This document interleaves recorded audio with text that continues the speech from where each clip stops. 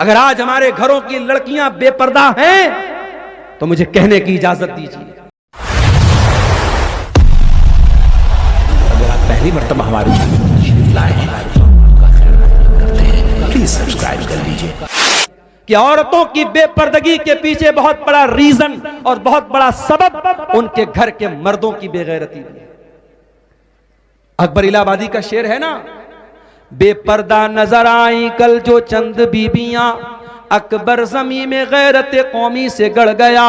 پوچھا جو ان سے آپ کا پردہ وہ کیا ہوا، کہنے لگی کہ عقل پہ مردوں کے پڑ گیا۔ آج عورتوں کا پردہ مردوں کی عقل پر پڑ گیا ہے میرے پیارے ساتھی۔ وہ مرد بے غیرت ہے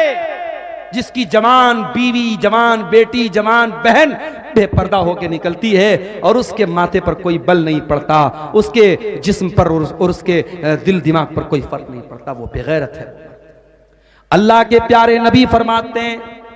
ثلاثۃ لا ينظر اللہ عز وجل الیہم یوم القیامہ،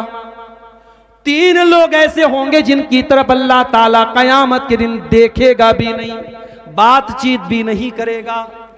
نمبر ایک، العاق لوالدیہ، اپنے ماں باپ سے رشتہ توڑنے والا، رشتہ کاٹنے والا۔ ماں باپ غلط ہو سکتے ہیں، ماں باپ کے فیصلے غلط ہو سکتے ہیں، ماں باپ کی باتوں سے آپ کا دل بھی دکھ سکتا ہے، ماں باپ کی کوئی بات غلط بھی ہو سکتی ہے، مگر آپ کو اس بات کی پرمیشن نہیں ہے کہ آپ اپنے ماں باپ سے اپنا رشتہ توڑ لیں اور ماں باپ کے ساتھ آپ غلط سلوک کریں۔ اسلام اس بات کی اجازت نہیں دیتا ہے۔ ٹھیک ہے، ماں باپ غلط کریں گے، وہ اپنا انجام اللہ کے بھگتیں گے۔ اسی کٹیہار کے علاقے میں ایک نوجوان میرے پاس آیا تھا، اس نے کہا تھا مولانا صاحب والدین پر آپ نے بہت تقریر کی ہے، بہت بیان کیا ہے، کبھی موقع ملے تو اس پر بھی بیان کیجئے کہ آج بہت سارے والدین ایسے ہیں جو اولاد کے ساتھ ناانصافی کرتے ہیں۔ ایک بیٹے کو زمین دے دی، جائیداد دے دی، پیسہ دے دیا، ایک بیٹا بیچارہ پریشان ہے اور باپ اس سے رشتہ توڑ کے بیٹھا ہے۔ دو الگ الگ آنکھوں سے باپ اپنے بچوں کو دیکھ رہا ہے، ناانصافی کر رہا ہے، کبھی اس پر بھی تقریر کیجئے گا۔ اور مجھے یاد ہے میں نے فیس بک پر اس وقت ایک تحریر لکھی تھی اور میں نے لکھا تھا کہ سماج میں صرف ایسا ہی کیس نہیں ملتا ہے کہ ماں باپ کی آنکھوں میں اولاد کی وجہ سے آنسو آتے ہوں، سماج میں ایسا کیس بھی ملتا ہے جب اولاد کی آنکھوں میں ماں باپ کی وجہ سے آنسو آتے ہیں۔ لیکن میرے بھائیوں، اگر ماں باپ غلط بھی ہیں، آپ کو رشتہ توڑنے کی اور رشتہ کاٹنے کی اجازت نہیں ہے۔ آپ اپنی طرف سے بھلائی کرتے رہیے، حسن سلوک کرتے رہیے۔ العاق لوالدیہ، اپنے ماں باپ سے رشتہ توڑنے والا قیامت کے دن اللہ کی نظر رحمت سے دور رہے گا۔ نمبر دو، والمرأة المترجلہ، مردوں کی کاپی کرنے والی عورت، جو مردوں کی نقل کرتی ہے وہ عورت بھی قیامت کے دن اللہ کی نظر رحمت سے دور رہے گی۔